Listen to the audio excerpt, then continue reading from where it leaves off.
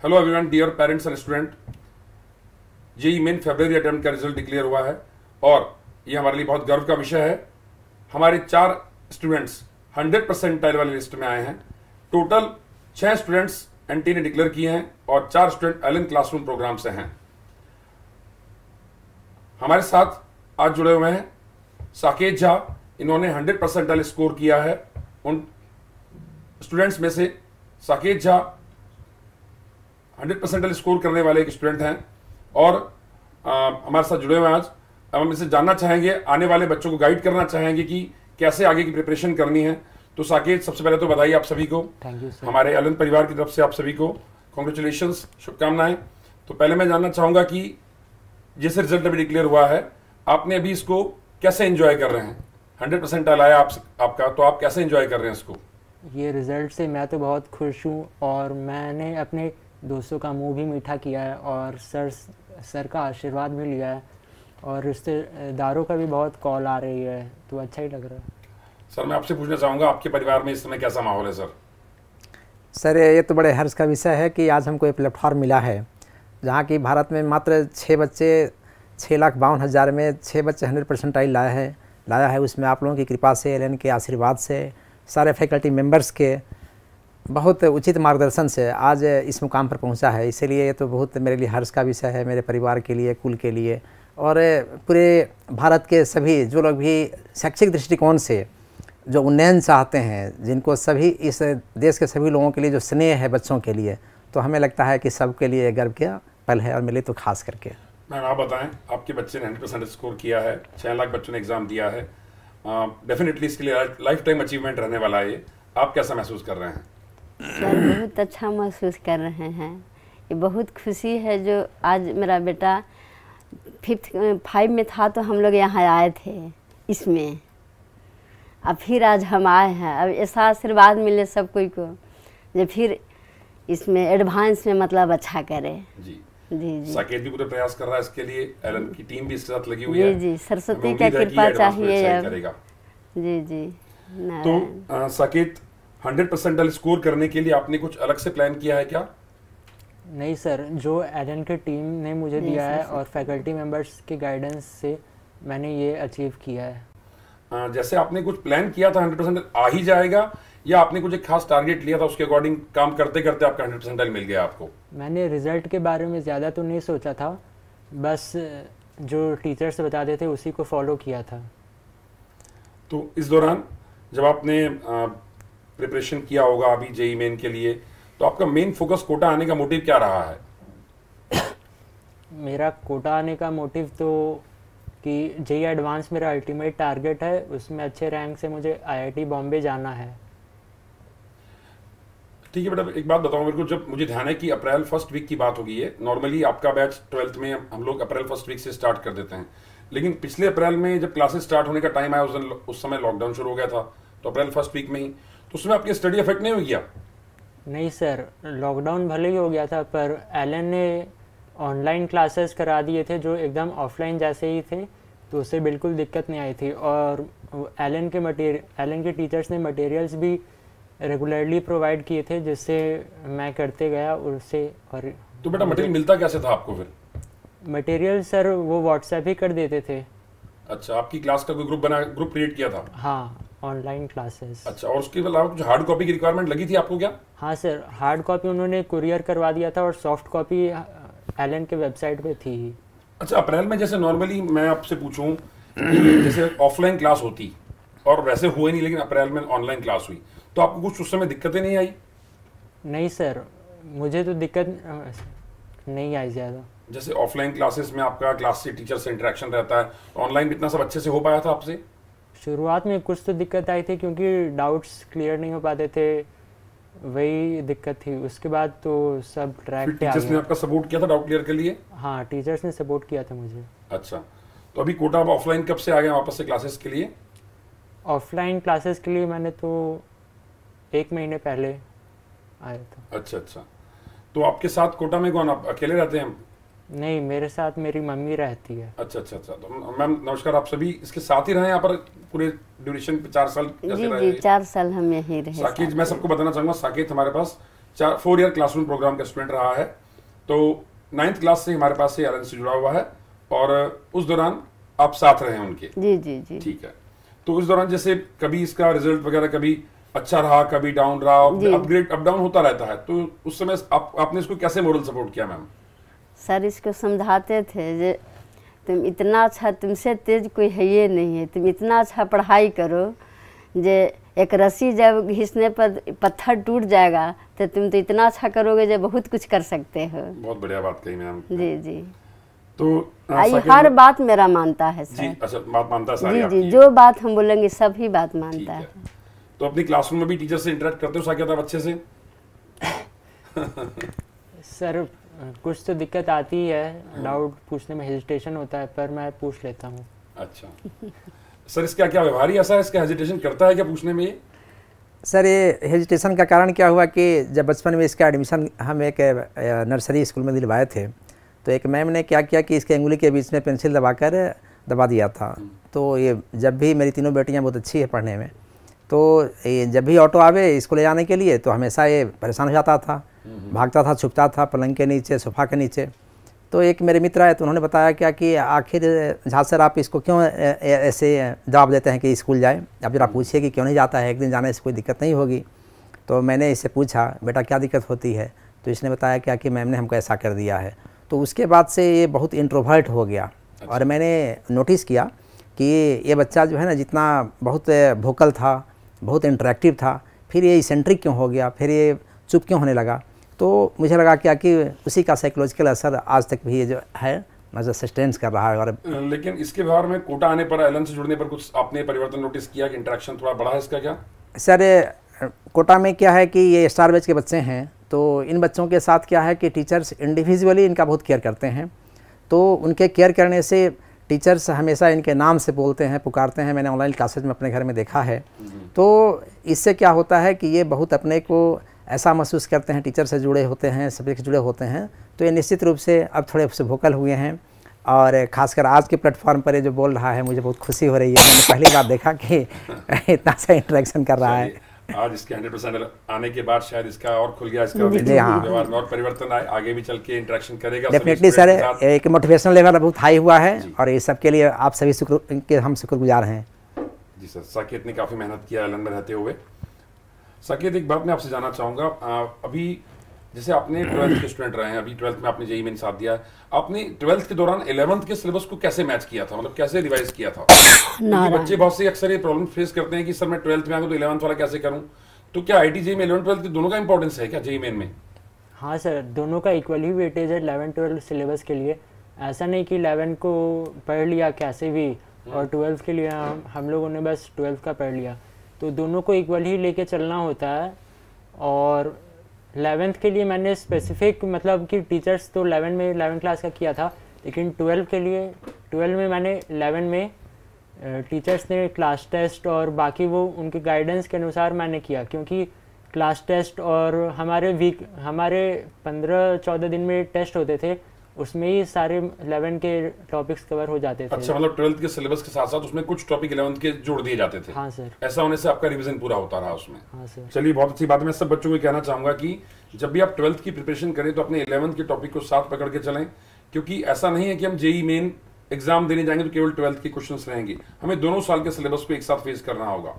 हाँ, ये बात अलग है कि कई बार ऐसा होता है क्वेश्चन 11th से कम है, 12th से ज्यादा है, लेकिन मैं एक बात और जोड़ना चाहूंगा कि 11th के सिलेबस के बिना 12th का कंसेप्ट क्लियर नहीं हो सकते। साकेत सही कह रहे हैं क्या हमेशा? हाँ सर। क्योंकि 11th के हो सकता डायरेक्ट क्वेश्चन ना हो, लेकिन 12th के वो टॉपिक भी 11th के नॉलेज के बिना नहीं हो सकते। तो बच्चे सभी आप ध्यान रखें, 11th 12th दोनों को सिलेबस को पकड़ के ही जेईई मेन में अच्छी रैंक अचीव की जा सकती है, अच्छी पोजीशन अचीव की जा सकती है, जैसा कि साकेत ने किया है। साकेत, एक बात और मैं कहूंगा आपसे, ये तो हुई आपने 11th में 12th में मैनेज किया, साथ में आपका सिलेबस कब कंप्लीट हो गया था पर एलन में रहते हुए? मेरा सिलेबस नवंबर के करीब कंप्लीट हो गया था। उसके बाद स्कोर प्लान चल रही थी। तो नवंबर से फरवरी के बीच में आपने रिवीजन प्लान कैसे किया? मतलब मुझे कुछ एफर्ट डालने की ज़रूरत ही नहीं थी। एलन ने पूरा सिस्टमैटिक अपना एक रेगुलर प्लान करके स्कोर टेस्ट के नाम से पूरा एक बना दिया था। 2 स्कोर हुए थे, एक प्री स्कोर और फिर स्कोर। उसमें सारे टेस्ट में पार्टली टॉपिक सर कवर हो जाते थे। अच्छा अच्छा। तो उसमें टॉपिक कवर हो जाते थे, आपकी पुराना रिवीजन सब साथ साथ चलता रहा है ना? हाँ सर। अच्छा, तो सर एक बात आपसे पूछ रहा हूँ, लॉकडाउन के दौरान जैसे आपकी फैमिली के सभी लोग साथ इकट्ठे रहे होंगे वहां पर, तो उस दौरान घर में सबके रहने से इसको पॉजिटिविटी मिली सर, या मतलब डिस्टर्बेंस तो नहीं रहा इसके साथ कुछ? सर जब साकेत आया था तो साकेत के साथ इसकी अपनी बहन भी आई थी, जो आज इंजीनियरिंग में बहुत अच्छा परफॉर्मेंस करती है। लिटरेचर पार्ट उसका बहुत ही अच्छा है, और इनफैक्ट साकेत के का वो बिल्कुल, वो बहन तो है ही बायोलॉजिकली, लेकिन इसके बिल्कुल फ्रेंडशिप जैसे है। इसके सारे जितने भी डाउट्स होते हैं, इसको प्रमोट करना, इसके मोटिवेशन लेवल को हाई ऊंचा करना, अपलिफ्ट करना, ये सब वो करती रहती है।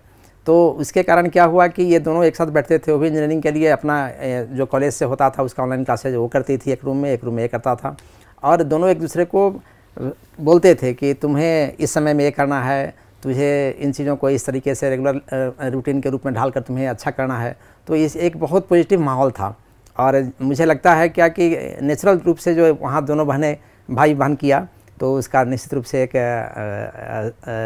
रिजल्ट अच्छा सा परिणाम आया है। मैं पेरेंट्स को यहीं पर यही कहना चाहूँगा कि देखो, बच्चे अपने टीचर से तो सारी बात करते हैं, लेकिन अपने घर में भी किसी ऐसे फ्रेंड्स, इतना फ्रेंड क्लोज रिलेशन होना चाहिए कि अपने अप डाउन्स वो उससे डिस्कस कर सके, और उसको उससे गाइड मिल सके, उसको अच्छे साइन से गाइड मिल सके, आगे प्रोग्रेस के लिए रास्ता मिल सके उसको अपने लिए। ठीक है साकेत, आपकी सिस्टर ने आपकी बहुत हेल्प की है। जी सर। अच्छा, हमने एक बात और पता चला कि आपकी सिस्टर आपके साथ कोटा में एलन में स्टडी भी कर चुके हैं। हाँ सर। वो भी इंजीनियरिंग लाइन में है बेटा? हाँ सर। अच्छा, तो सर वो आपकी बिटिया जो एलन में रही है, वो किस ईयर में रही यहाँ पर? सर वो अभी सेकेंड ईयर में है, तो पिछले 2 साल पहले वो पास आउट होकर चली गई यहाँ से। तो 11-12 यहीं से की थी। जब ये 9th में हमसे एलन से जुड़ा था, तब उसमें 11th में हाँ जी जी अभी यहाँ जुड़ी थी आप? जी जी जी। अरे वाह, बहुत बढ़िया जी। तो आपसे तो कहने का मतलब एलन से दोनों, पूरा आपके फैमिली में 2 लोग आपके एलन से शिक्षा प्राप्त की हैं। जी जी। साकेत, अब थोड़ा सा अपन वापस से आपके एग्जाम से रिलेटेड थोड़ी बात पर आते हैं। आपने जेईई मेन से ठीक पहले क्या किया था बेटा? जैसे मतलब आप पेपर आने थे, आपको पता था, जेईई मेन से ठीक पहले की आपकी स्ट्रेटेजी क्या थी?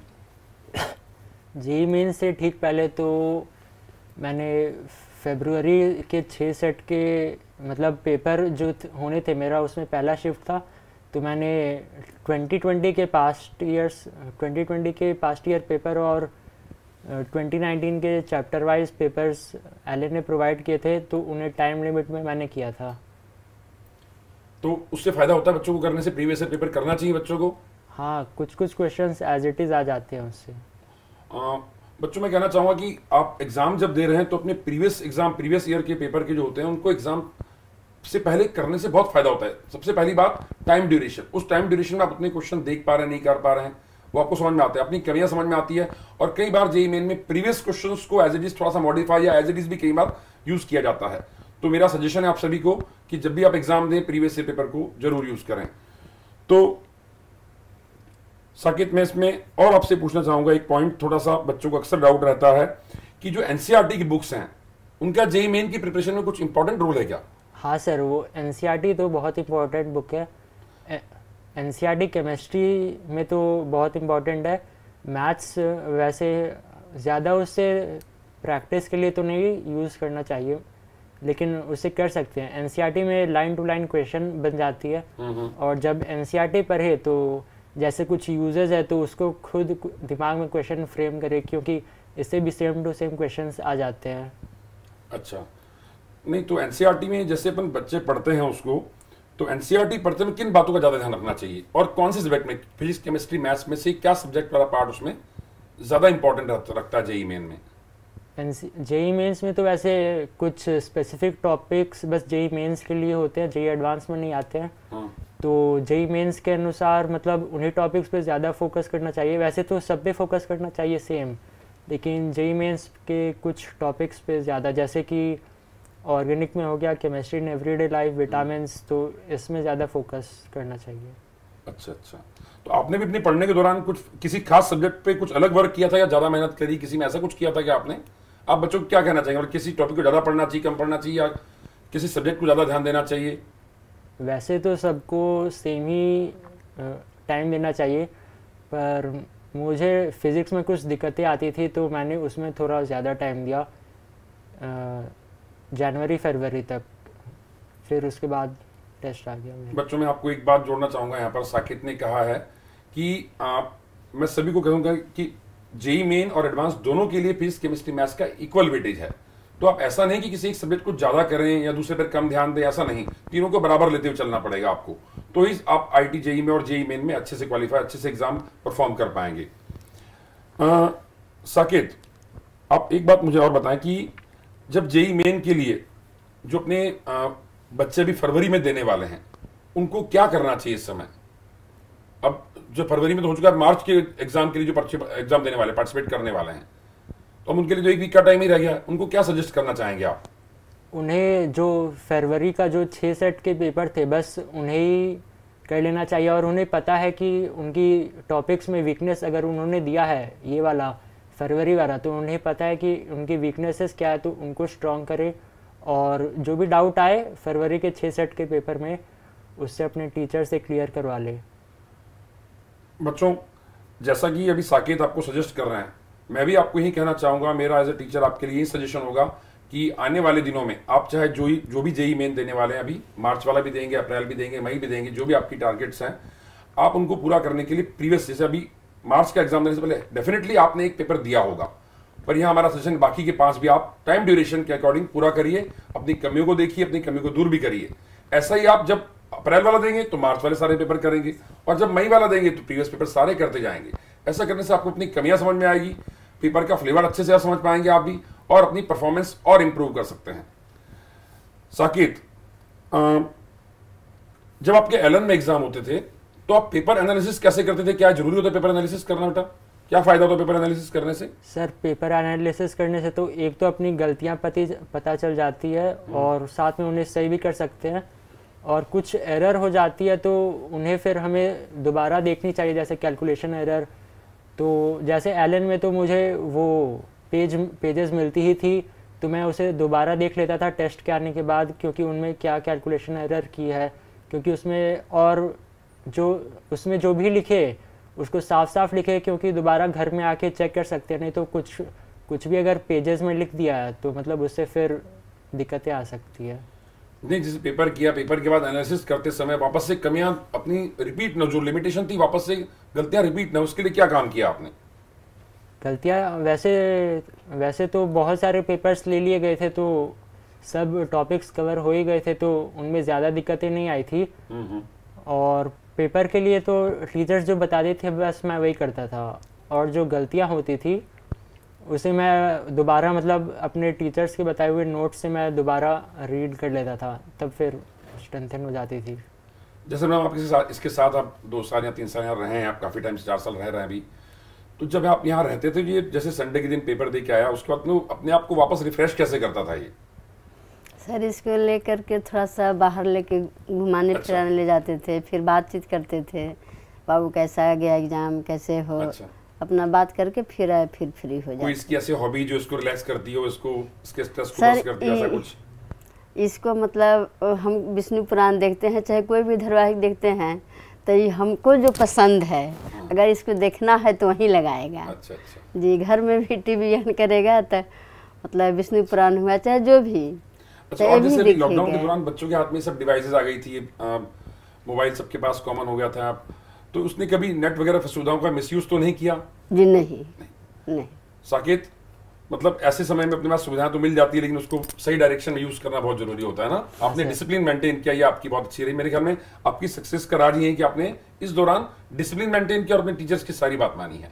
जी सर। सर, मैं आपसे ये पूछना चाहूंगा, जैसे बच्चा 2 साल यहाँ पे रहा है अभी, तो 2 साल के दौरान आपने इसके व्यवहार में क्या परिवर्तन देखा? आपने क्या इंप्रूवमेंट देखा? इसके नॉलेज किस तरह ग्रो किया इसने? सर, बोकारो अपने आप में एजुकेशनली फर्टाइल प्लेस है जी, बट कोटा क्या है कि ये बेस्ट वन है। मैंने ऐसा इसलिए पाया कि जब ये मेरा एक ही बेटा था, जब वहाँ से यहाँ आने का था, तो हम बहुत कठोर हृदय करके इसको मैंने यहाँ छोड़ा था। लेकिन जब इम्प्रूवमेंट मैंने देखा, जैसे जो कुछ भी ओलंपियाड के पेपर्स थे, उसके जो क्वेश्चंस थे, वो सारे के सारे यहाँ फैकल्टी बहुत आसानी से सोल्व कर देते थे। और बोकारो में क्या है कि बोकारो में ये जो परिस्थितियाँ थी, मैं जानना चाहूँ कि बोकारो से आप यहाँ आए, तो वहाँ से और एलन के सिस्टम आपको क्या डिफरेंस नजर आया? एलन सर बिल्कुल एक सिस्टमेटिक सिस्टम है, यानी इतना सिस्टमेटाइज्ड है, और यहाँ के जितने फैकल्टीज हैं, academics, non academics, managerial part के लोग, सारे लोग वेल बिहेव्ड हैं। आप देखेंगे कि बड़ी खुशी होगी कि डायरेक्टर से लेकर फैकल्टीज तक सब एक ड्रेस पहनते हैं। इतनी सिमिलरिटी, इतनी इक्वलिटी कहीं किसी संस्था में नहीं मिलती है। ये एलन के संस्कार को दिखाता है, और एलन का जो सद्वाक्य है, संस्कार से सफलता तक, ये बिल्कुल दिखता होता है।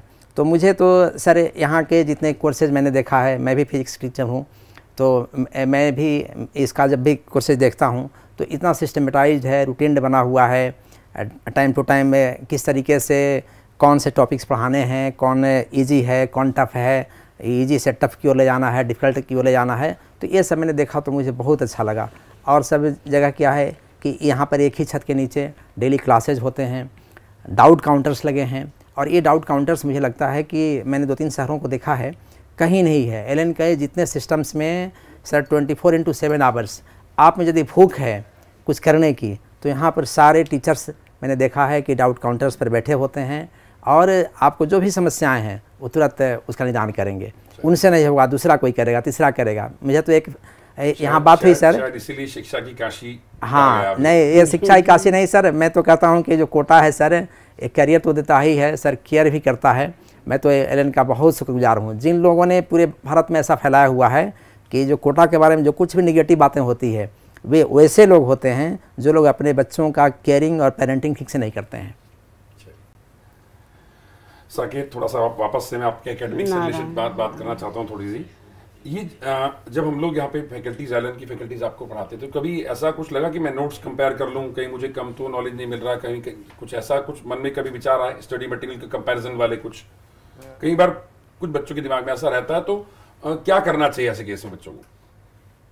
नहीं, मेरे लिए तो एलन का जो भी मटेरियल्स प्रोवाइड किए थे वो सफिशिएंट थे, और टीचर्स जो भी उन्होंने नोट्स मुझे प्रोवाइड किए थे उससे मेरा काम पूरा अच्छे से चल जाता था। क्योंकि सारे वो जेई मेंस और जेई एडवांस के सिलेबस पैटर्न पे बेस्ड है जो भी एलन ने प्रोवाइड किया था। नहीं, जैसे आपने नोट्स देखे उस समय, नोट्स में कुछ कंपैरिजन, कहीं कम तो नहीं, ज़्यादा तो नहीं हुआ, ऐसे मन में विचार कभी नहीं आया आपके? ना, नहीं, आपने टीचर पर अपने पूरा फेथ किया होगा। हाँ। अच्छा, और एक बात, जैसे जब क्लास में आप पेपर दे के आते हैं, क्लास में पढ़ते हैं, तो स्टूडेंट्स जो एक दूसरे आपस में इंटरेक्ट करते हैं, क्लास के बच्चे, उससे काफ़ी फायदा होता है? हाँ सर, अगर वो पढ़ाई के बारे में तब तो होती है, लेकिन ऐसे फिर नहीं, जैसे पढ़ाई के बारे में आप इंटरेक्शन करते हैं कि आपके क्या डाउट है, मेरे क्या डाउट्स हैं, तो उससे कुछ सीखने को मिलता है क्या? हाँ सर, सीखने को तो बहुत ही मिलता है। और मुझे भी ये लगता है कि लॉकडाउन दौरान बच्चों ने अगर कुछ ज़्यादा महसूस किया है तो वह है कि एक दूसरे की प्रेजेंस से कई बार बच्चे बहुत कुछ सीख जाते हैं। मेरी गलतियां उससे डिस्कस होती हैं, अपना पेपर, कई बार क्लास में आता है कि डिस्कशन से पहले ही कुछ डाउट आपस में ही बच्चों के क्लियर हो जाते हैं, फिर उनके छोटे मोटे बात निकल के आती हैं जो, और मेरे ख्याल में लर्निंग का वो जो तरीका है वो बहुत बढ़िया होता है। तो साकेत को मैंने क्लास के दौरान नोटिस किया है, ये अपने क्लास के बाकी बच्चों से भी काफी इंटरेक्ट करता है, डिस्कशन करता रहता है, तो छोटे मोटे डाउट्स तो इसके आपस में ही क्लियर हो जाते हैं बच्चों के आपस में ही। क्यों साकेत, सही कर रहा हूं मैं? हाँ सर।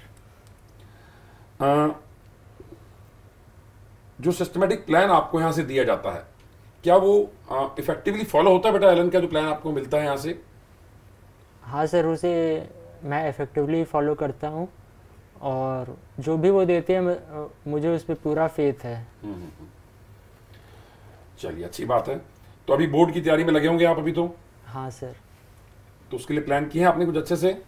हाँ सर, मैं अभी बोर्ड की तैयारी कर रहा हूँ। उसमें भी आपको एलन करियर इंस्टीट्यूट से क्या सपोर्ट मिल रहा है बेटा?